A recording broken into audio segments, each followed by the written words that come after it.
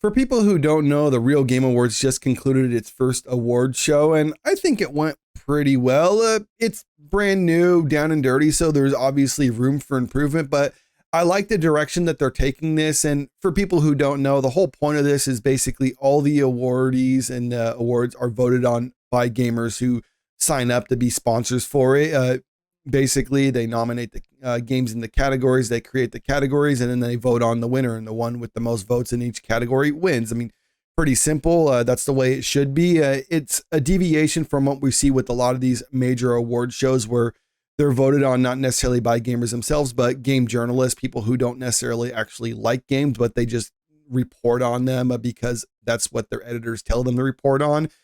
So I like how this is basically putting the power back in the hands of the gamers, but some people within the gaming industry, mainly games journalists and people who support them, are upset about this, and they've kind of labeled this an anti-woke or anti-DEI award show. And while that sentiment is shared by a lot of people involved with this, it's not necessarily what it is. And it's almost proven by this post right here, because this individual actually won an award, and you can see just by the name on X right here that they probably would be one of those people who check off the category of being a DEI person, but still a lot of people enjoyed that game and it won, but they just can't seem to wrap their head around that fact. And they think that someone actually missed something when nominating them or voting on their game to actually win. Like, just listen to this post.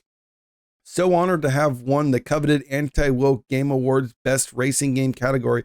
As a trans woman, it's so comforting to see them prioritize diversity, equity, and inclusion.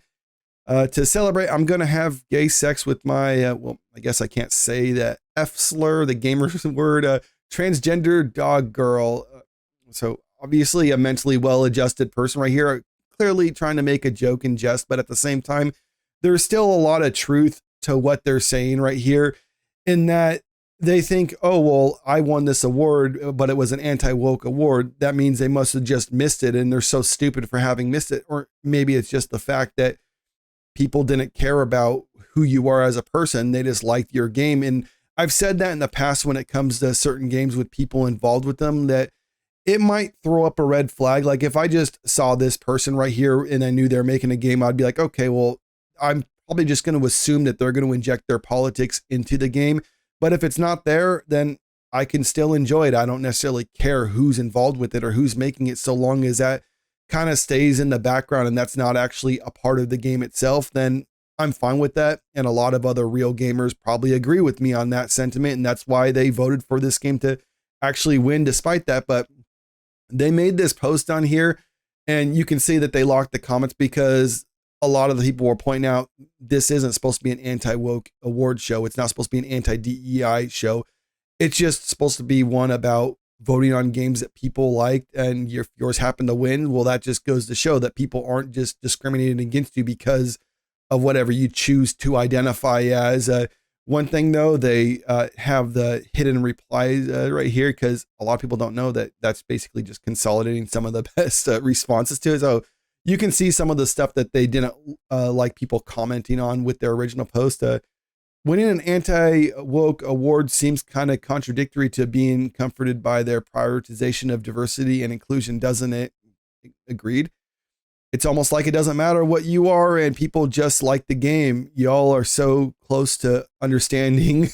Yeah, well, actually, I don't even know if they're close to understanding. I mean, you would think they are, but because if it's like, wait, I'm fit into this category, I fit in the category that's woke, and I still won this award from these people who I think are anti-woke. So therefore, yeah, they just haven't been able to connect that last stop, but they are so close to it. The show isn't anti-woke, but congrats on being acknowledged by actual gamers and not journalists, corporate effery. Because what matters is the game. No one cares if you are gay or trans in your personal life. That's true. At least, I'm not going to say for everyone, but I think for the most part, no one cares. It's not really anti-woke so much as anti-corporate journalism. In the games, no one cares what the dev does in their free time and in their bed. That's why so many of you don't understand why it won, apparently, including the and you know what, this is in a way kind of telling on themselves, because they think that games win awards solely on who's involved with it, not necessarily the quality of the game, because that's how a lot of these big corporate gaming award shows actually do things. They don't necessarily care if the game's good or not. They just care who's making the game. And if they check the right boxes and push the right message, then okay, they'll give them an award. But this one, it's free of all that. So you can actually see people who are anti-woke and actually fully woke winning awards of this, because it's just all about the games. But this is my favorite hidden reply right here, and why I wanted to make this video talking about it. Stuttering Craig, because he's the one who created the Real Game Awards, and this was his response to it. Congrats. You'll notice that literally no one cared that you're trans. Literally no one. The audience cared that you made a good game. That's all people want. Our show is not anti-woke. It's simply meant to be an alternative to the Access Media industry show. Enjoy your gay sex. Smash JT responded to his. The game industry is naturally trying to protect itself from you, Craig. It sees you as a threat to their establishment. You are going in the right direction. Yeah, it's almost like if you make a great game that you're really fun and enjoyable, your identity doesn't matter to the player. They just appreciate the art you created. It's baffling that they simply don't get this. And that's what I think. But one of my favorite parts about this response to the post right here is that Craig did a follow-up one right here. So click on it right here. So you can see his post, and this was his response to his follow-up.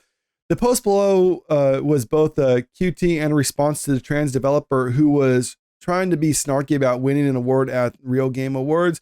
My response was honest and in good faith. The person's response, hide it from the post and block me, as if doesn't fit their internalized victim narrative and public narrative they want to spin. Somehow, while this person was literally getting praise for their work, they were able to spin that into being a victim, and shared some screenshots of it showing that his post has been hidden right there, as well as being blocked by this user. So to me, this is just fantastic. And it really just goes to show a lot of the problems with many of these developers out there and many of the people within the game industry, is that they don't understand. And I've already kind of touched on it, but let me just reiterate for a moment. They look at the people producing stuff, not necessarily the product that they create. That's why there's always going to be that disconnect between what these award shows in the past have been nominating and actually the ones that have been winning versus what gamers actually want. Sometimes there's a synchronicity there where a game wins an award and people agree like, yeah, that was a good choice for that one. But a lot of times it's always like, really? That's the one that won? And that's because the journalists who are voting on this and the industry insiders who are voting on this are voting on it because of the people behind it. And then that's when you get people like this behind it who think that the game that they produce winning is them getting the award for their identity and not necessarily for the product that they created. But, you know, good on this person for creating something that people actually like. If they do more stuff like that and try to keep it free of their own personal beliefs, then they probably win more awards, not only from these insiders that they crave admiration from, but also actual gamers. But if they're going to behave like this and start attacking real gamers, then suddenly they might find themselves, having less and less of an audience. Because even if you do make a good product, if you're going to start being someone who injects yourself into it, and I've seen this in the past too, with some games where the game itself was otherwise decent, but because the developer behind it has gone out of their way to try to antagonize gamers, well, then a lot of people would be like, well, then if that's the way you feel, then I'm not going to play your game, even if it is good or not. So I think this person should probably keep this stuff on the down low, or at least not being so antagonistic, maybe be a little bit more grateful, as opposed to trying to just gain more victim points because the people that you thought hated you for who you are don't actually hate you for who you are. But I don't know, that might be asking a little bit much, because it doesn't seem like this person is that well adjusted mentally. But let me know what you think about this in the comment section below. And in fact, did you actually check out the Real Game Awards, and what did you think about that? And do you think that there's room for improvement with the Real Game Awards, and what could they actually do? Because I'm sure Stuttering Craig would actually be interested in hearing any suggestions on what he can do to improve it in the future. Like I said, I liked what they're doing. I think maybe it went by a little bit too quickly at times. I think they could have no, I'm not saying drag it out, but actually gone a little bit more detail into all the different nominees for each individual category. But I don't know, that's just my opinion. I'm curious what other people have to say about that. And also, if you haven't already, make sure you click that subscribe button if you want to stay up to date with the latest entertainment news. And don't forget to click that like button and share this out there because it really helps out with the channel. Thank you.